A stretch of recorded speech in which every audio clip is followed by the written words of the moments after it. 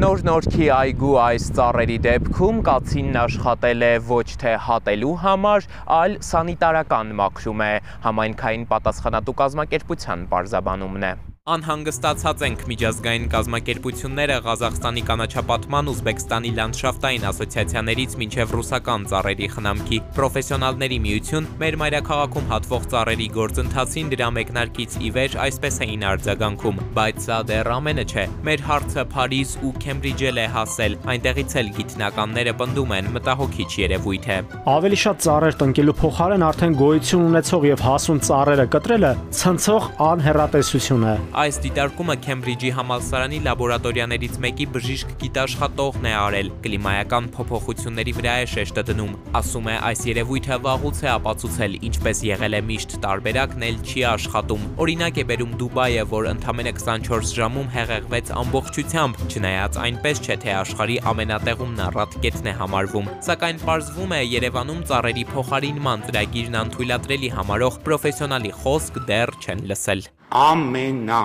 Առաջատար գիտնականները ինձ ասում են մի բան եւ պարզվում է ինչ որ տեղերում կան մասնագետներ, որոնք պնդում են լրիվ դրա հակառակը։ Հենց քաղաքապետարանի կանչապատման հոակի թղթակից անդամ գիտությունների ազգային ակադեմիայի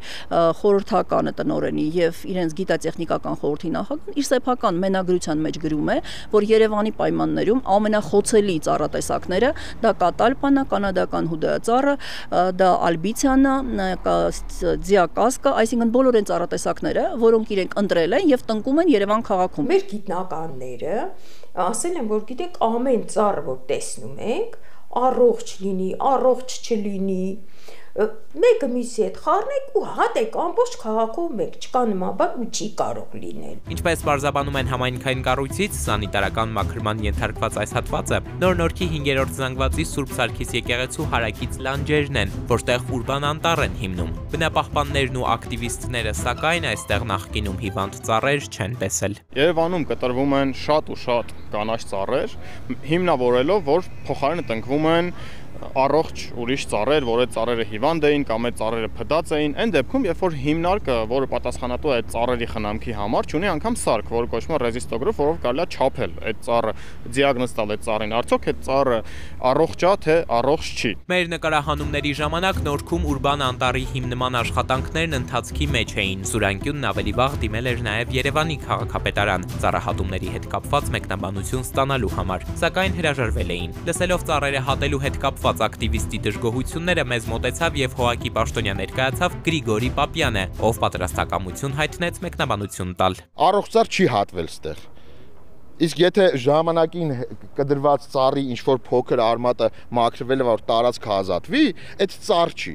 Մենք թղթով կարային գրենք 150 ծառ ենք կտրում, ոչ մեկ մեզ չասեր բախի եք կտրում։ Բուժում հնարավոր չէ։ Չէ, այդ ինչը որ կտրել ենք անհնարին էր բուժում անել։ Կողմերը բանավեճի բռնվեցին։ Հենց այն մի հատ ծառի բանը դե ցույց կտաս, կհրապարակես, այն մի հատ։ Նախորդ տարի մայրաքաղաքում նախատեսված էր, ինչպես պատասխանատու հոակի ղեկավարն է նշել, կենսունակությունը կորցրած մինչև 1250 ծառ հեռացնել։ Ալեք Մանուկյան, Թումանյան, սրանք այն փողոցներն են, որտեղ ծառերի հատումը կամ թեկուզ փոխարինումը դժգոհությունների մեծ ալիք բարձրացրեց։ Իսկ ընդհանուր առմամբ ընդվզողները պնդում էին, որ այս մասշտաբի ծառեր նույնիսկ 90-ականներին չհատվեցին, երբ տներ ջերմացնելու խնդիր կար։ Աննախադեպ բարբարոսություն իրենց բնորոշումն է։ Օրինակ Ալեք Մանուկյանում թեղիներին փոխարինեցին ալբիցիաներն ու դեկորատիվ այլ ծառատեսակները, Թումանյանում ծաղկել սկսեցին հուդայածառերը։ Սակուրանները դրանք իրական մայրական սակուրանները չեն։ Ես արդեն ասի, որ սրանք ձևավորված արհեստական սաղարթներ են, պարտիզային ձևեր, փոքրիկ կոմպակտ սաղարթ ունեն եւ ոչ ստվերային ծածկ են ստեղծում, ոչ բարձրություն ունեն, որ ստվեր առաջացնեն եւ սաղարթի կոմպակտություն, լայնություն։ Ու սա ըստ մասնագետի ամենախնդրահարույցն է, Երևանի փոշու խնդրին բոլորն են քաջատեղյակ։ Հարցնում է հիմա որ ծառերն են այն կլանելու, դեկորատիվ, թռչուններն էլ սրանց վրա չեն բնադրվի։ Վարդանյանն ասում է առջևում ամառ է, սարսափ են տեսնելու երևանցիներն ու մայրաքաղաքաբնակները։ Առաջիկա ամռանը լինելու շոկով պայմանավորված խնդիրներ։ Ամենապարզ օրինակը բերեմ, տրանսպորտ սպասող մեր քաղաքացիները։ Նրանք կանգնելու են 30 րոպե կիզիչ արևի տակ արևահարվելու են, ամենակարճաժամկետ էֆեկտը, որովհետև ստվերացնող ոչինչ չկա, արտանետումները ավտոտրանսպորտի, որ հսկայական քանակով են, եւ նաեւ գիտեք, հիմա նաեւ այս անձրևները, որ գալիս են եւ մենք անմիջապես ունենում ենք այդպիսի հոսքեր քաղաքում, սա նաեւ պայմանավորված է այդ զանգվածային ծառահատումներով։ Քաղաքի նպատակը դա բարձրաբուն ծառը չի, քաղաքի նպատակը ֆունկցիոնալ սաղարթն է։ Ծառ չի տնկվել Երևանում, որը փորձաքննություն, փորձաշրջան չի անցել եւ նախկինում չի եղել։ Թթվածնաքաղց, արցունքահոսություն, հազինոպաներ, ինսուլտ, ինֆարկտի դեպքերի աճ, կանխատեսումներն այնուամենայնիվ մասնագետները, այդ թվում միջազգային, անփոփոխ են թողնում։ Սակայն ավագանու վերջին նիստերից մեկի ընթացքում քաղաքապետը հերթական անգամ շեշտեց, որ նախորդ տարիներին մայրաքաղաքային կանաչ գոտիները միայն ավելացել են։ Իդեպ, համեմատության համար խորհրդային տարիներին Վարդագույն Երևանի կանաչ ծածկույթը նորմայից էլի պակաս էր, բայց 17% էր կազմում։ Հիմա միայն մոտ 4-ն ունենք։ Երևանի քաղաքապետարանը միայն նախորդ տարի 12.8 հեկտար կանաչ տարածքներ է ստեղծել։ Տնկել է ծառեր համապատասխան ոռոգման համակարգերով։ 31,000 գծամետր ոռոգման համակարգեր է քաշել։ Միայն նախորդ տարի։ Այս ծառերի կպչողականությունը մոտավորապես 95% է։ Երբ որ մեզ ասում են մենք 30 հեկտար, 50 հեկտար, թեպետ 100 հեկտար անտառներ ենք տնկել, հարգելիներս, դուք սպանում եք քաղաքում հասուն տղամարդկանց եւ մեզ ասում եք, որ մենք թողնում ենք ձեր քաղաքում դպրոցահասակ երեխաներին։ Այ հասուն տղամարդու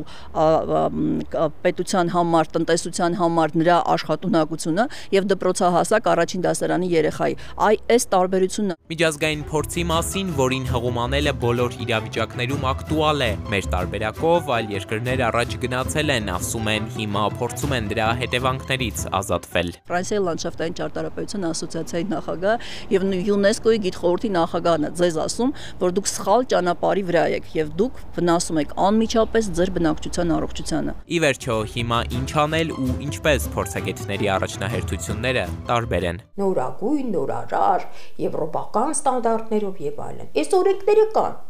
բայց մինչև մեր երկիրը չդառնա օրենքի երկիր, մենք այս վիճակում ենք հայտնվելու։ Չեմ պատկերացնում ինչ անել, ես միշտ ասում եմ, որ ամենակարևորը որ պետք է անել, պետք է կանգ առնել, պետք է ընդունել սխալները եւ պետք է գնալ առաջ ճիշտ գրագետ քայլերով, որովհետեւ աշխարհը շուտ վանից այս ամենը արդեն հաստատել է, անում է եւ արել է։ Իդեպ, Թշնամական Ադրբեջանը Ռուսաստանի Բուսաբանական ֆեդերալ ինստիտուտից հատուկ մասնագետներ է հրավիրել Բաքու ծառերի գիտական գույքագրման եւ առկա խնդիրները վերհանելու, դրանք հաղթահարելու տարբերակներ առաջարկելու համար։ Իսկ մեզ մոտ ծառեր հատում են նույնիսկ բուսաբանական այգում, ամենականաչ պարտեզում, եւ դրա համար տեսչականից տուգանվում միայն 16 միլիոն դրամ ու առաջ անցնում։ Էդուարդ Պողոսյան, Զոհրաբ Քարամյան, Վահան Գուլոյան, Սուրանկյուն։